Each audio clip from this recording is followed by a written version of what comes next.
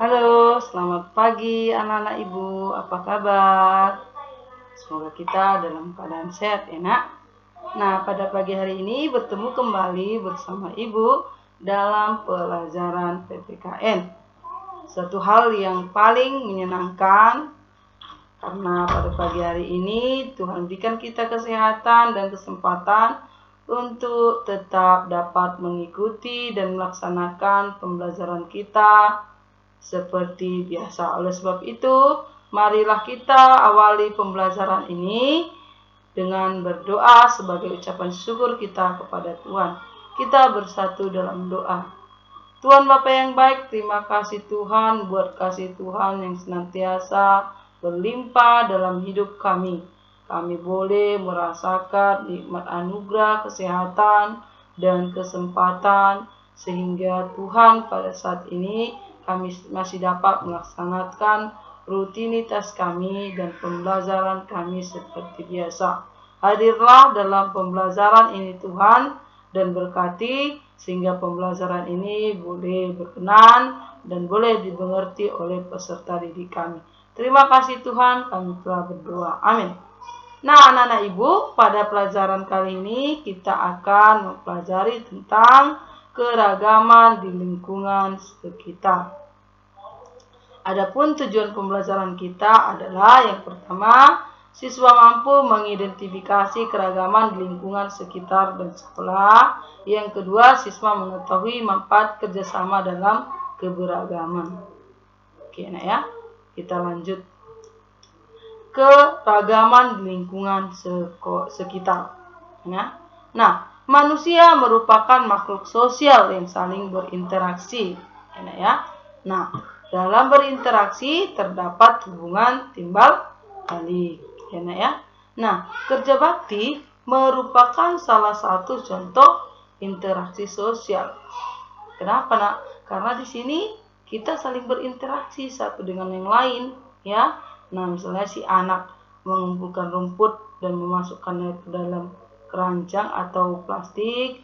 Ada ini seorang laki-laki mencabut rumput, ada seorang wanita menyapu, ya, ada seorang anak laki-laki lagi membuang sampah. Nah, itu sudah merupakan interaksi baik antara individu dengan individu, individu dengan kelompok maupun kelompok dengan kelompok. Nah, lalu apa pengertian interaksi sosial itu? Nah, interaksi sosial adalah hubungan timbal balik antara individu dengan individu, individu dengan kelompok, maupun kelompok dengan kelompok yang saling mempengaruhi. Ya. Nah, interaksi sosial merupakan salah satu kebutuhan manusia dalam hal sosial. Mengapa? Karena manusia adalah makhluk sosial yang membutuhkan orang lain. Nah, ya. Kita lanjut. Nah, ya.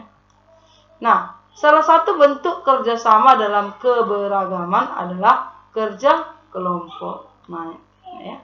Nah, lalu apa manfaat kerjasama dalam keragaman? Nah, ada 3. Yang pertama, dapat bertukar pikiran antara anggota kelompok. Ya. Kemudian, pemersatu budaya yang beragam. Ya. Yang ketiga, pekerjaan menjadi lebih ringan dan cepat selesai. Nah, itu adalah manfaat kerjasama dalam keragaman. Kita ya.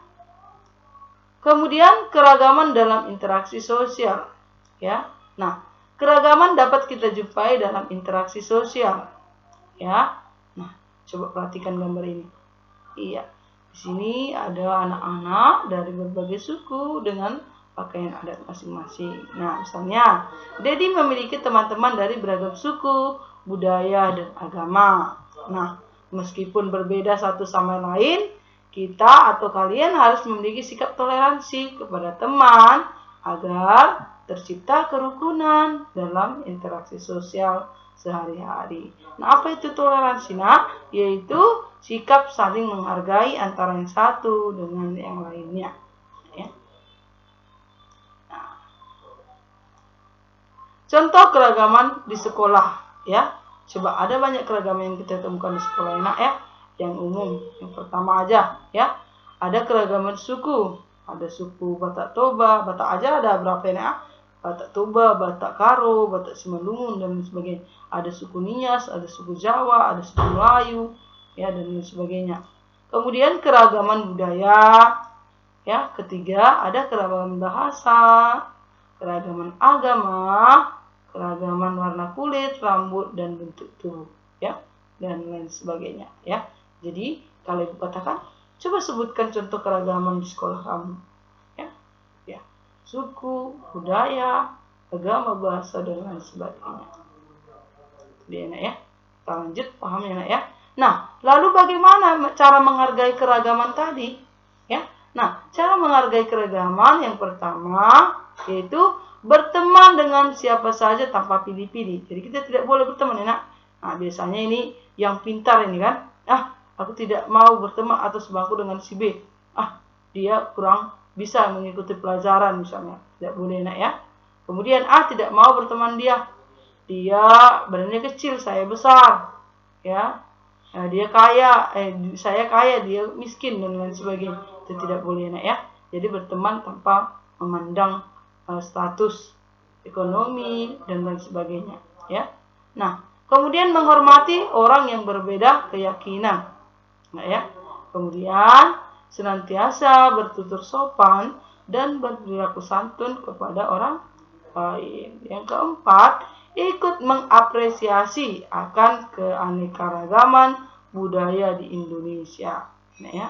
Nah, kemudian mencintai keragaman serta meyakini bahwa keragaman akan memiliki manfaat yang lebih banyak. Nah, itulah cara kita menghargai keberagaman yang ada. Nah, ya. Nah, demikian pembelajaran kita, nak. Untuk tugas ada 5. Yang pertama, tuliskan manfaat kerjasama dalam keragaman. Yang kedua, mengapa kita perlu memiliki sikap toleransi dalam keragaman. Kemudian, tuliskan 2 contoh interaksi sosial. Kemudian, tuliskan 4 contoh keragaman di lingkungan sekolah. Kemudian, bagaimana cara kalian menyikapi perbedaan saat bekerja sama. Nah, ya.